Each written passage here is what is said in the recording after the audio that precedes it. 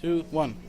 Loosely attached to the cytoplasmic side of the membrane, the G protein functions as a molecular switch that is either on or off, depending on which of two peptides is attached, GDP or GTP. Hence, the term G protein, GTP, or guanosine triphosphate, is similar to ATP. When GDP is bound to the G protein, as shown above, the G protein is inactive. The receptor and G protein work together with another protein, usually an enzyme.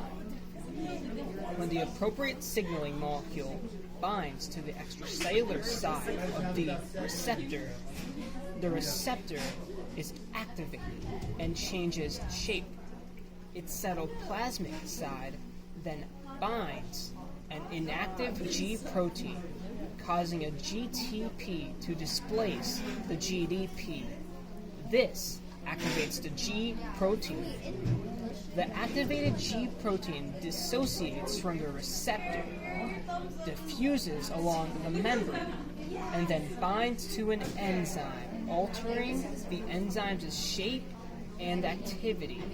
Once activated, the enzyme can trigger the next step, leading to a cellular response. Binding of signaling molecules is versatile. Like other ligands, they bind and dissociate many times. The ligand concentration outside ligands, they bind and dissociate many times.